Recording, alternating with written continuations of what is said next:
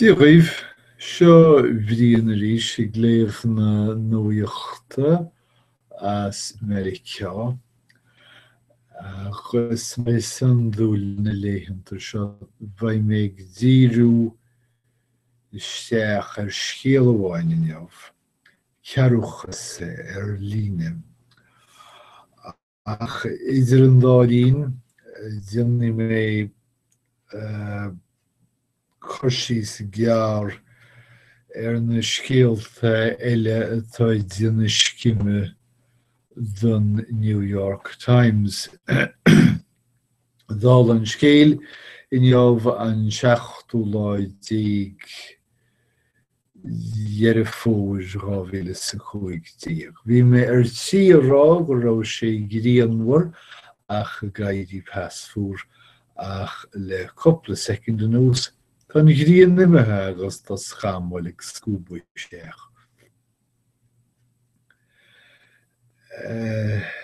Scéal imreoin scéal idirnáisiúnta tá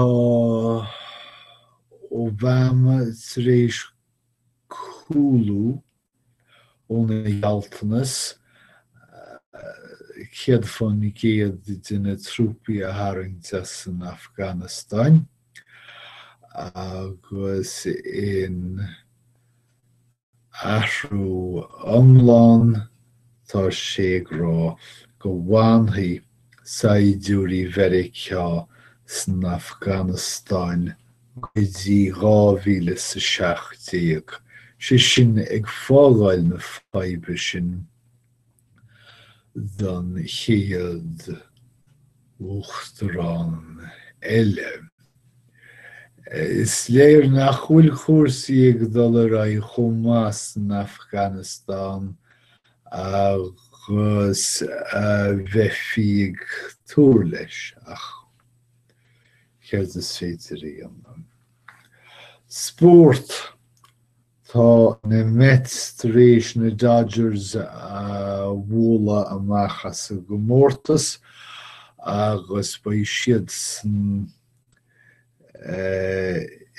glyfe cheannis an chomórtas náisiúnta.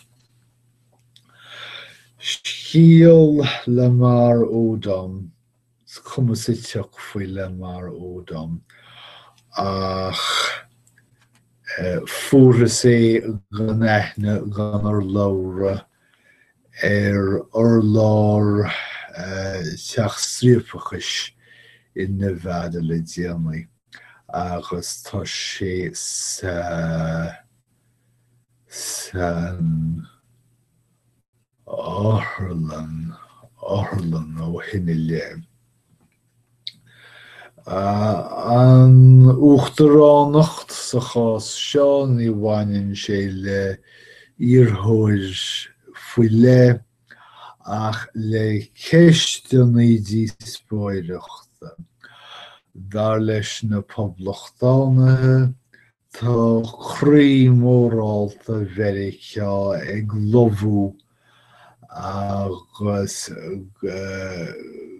caithfear deireadh a chur leis na ghinmhilteachí ábhachas sa tír agus díomhú féatais agus a lehéid.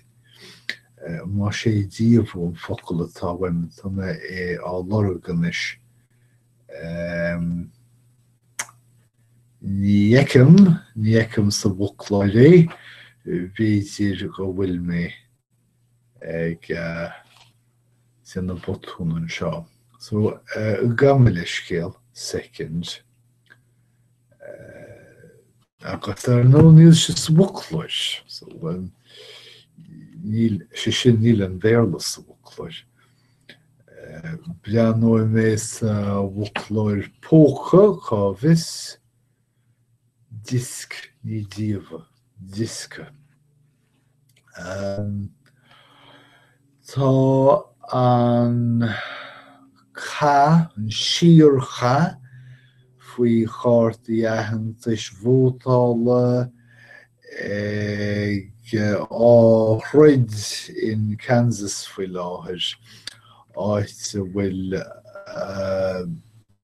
an stát poblachtánacht sin ag déanamh cuasaí ainde chuir do dhaoine Carta Vótála áil. Ach mar an dúirt mé sé mór scéal an lé nó an mór scéal an lé domsa, ní hé mór scéal nuacht an lé, ná an talt taide a d'ailse an New York Times gófart leis an srá frontline PBS faoi cearúchas faoi geallchar líne. Réalachas grúma geallchar spórt líne is teideal don ált. Agus os glíonn sé le réamh as scanán mafia mar ó dhé. Chuir síos achtra hála Fifth Avenue in Manhattan, couple miles dócha, ní cé náit Fifth Avenue a hála sé, ach cean glín an abhairt an gníomh seo le olmhaithas an tebhris Fifth Avenue. Áit thug fearr leis an ainm sráide Mr. Gold mála siopa dóireacht do bhean in gná éadaí.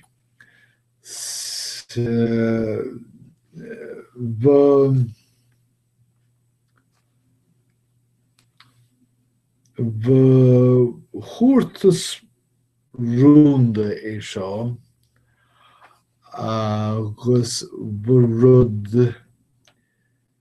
iontach é dhá chúis. Bhí híon bhí $350,000 Somála an fáltas ó dhréasán cearúchas idirlín míleach agus I bhí dó an bhean a ghlach leis an mála ó Mr. Gold. Furbróir Estát réadach agus gníomhaí ceart éireach órearc, éirearc mar idir an folklór, éirearc slána scéalaí, mór le rá. Bhí tar éis $4 milliún a dheonú iarrthóirí polítíochta agus chúiseannaí faoi le dar bheanam Joy Tompkins. Bhean dul an scéal a ghlach mí roimhe sin le mála eile cosú leis I gceann sin le $350,000 an. Sa dhá chás, dúirt Bhean Tompkins go raibh siad tar éis an tairgid tirim seo a thógáil thar ceann a drothóra, Stanley. Bhí Giannis dar le an chúiseóirí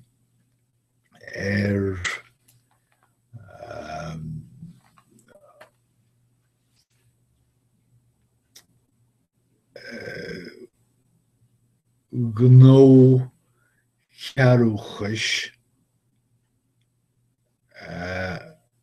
atá idir an dálín andeachar a stoppa mar gheall an gaoi aibhríonn sé. Úsáidteann siad geallachtlachtóirí den seandéanamh agus baillitheoirí airgid den seandéanamh má thuigeann tú leat me.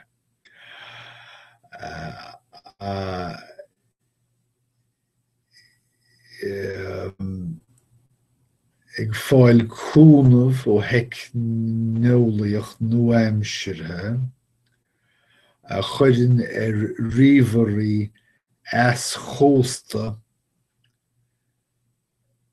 a chuireann chumas ríomhairí as-chósta geallta spóirt agus ícíochtaí a thaifeadú rud Norvéidirí dhéannas na Stáit Aontaithe mar tá sé in aghaidh dlí.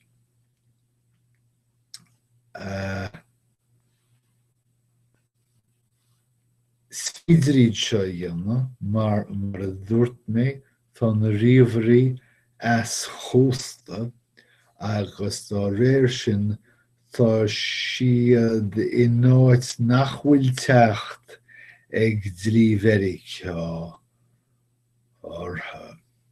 Tá sé thar acmhainn dlí Mheiriceá dul ina ndiaidh.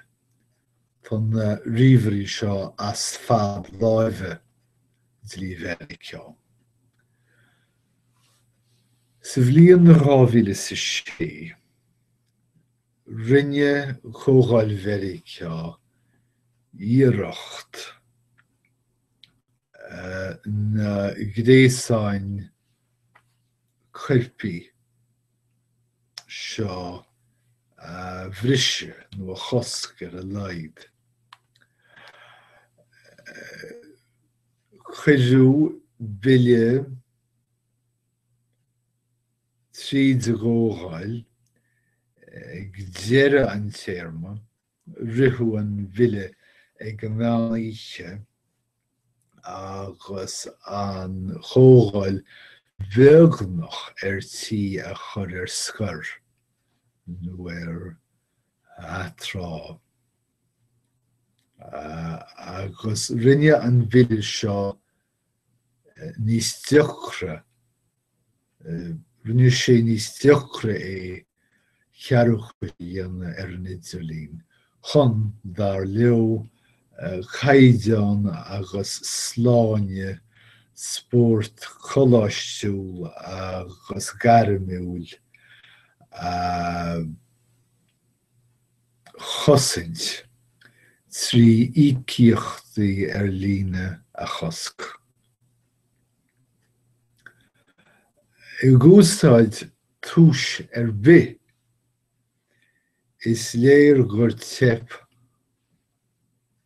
ollmhór a bhí sa bhille seo, san achta seo, dar le fiosrúchán New York Times.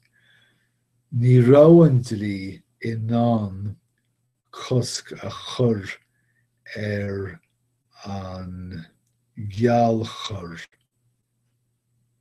mídhleathach ar an idirlín, mar ní úsáidteann an tionscal seo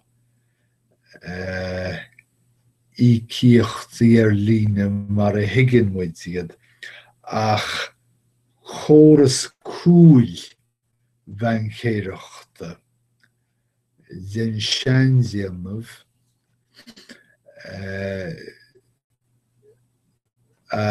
úsáid málaí pápéir rud a higgin éidirlí go maith.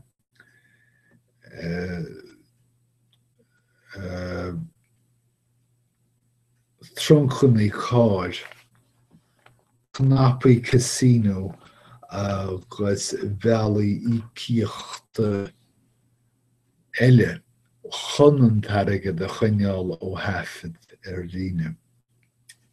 Siad leannacht de rai ach is dócha gur bé teachtracht an scéal seo ná nachhfuil gairí leis na húdaráis dlíthe a fuomha tá chur cosc éifiachtach an gcóras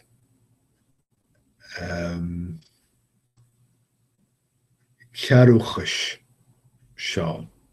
So sin é an scéal mór dar le New York Times na híine inné agus fágim é sibh leis an scéal grúma sin go dtíana chéad ó réide. So mar sin guim 17 go léir gúlaí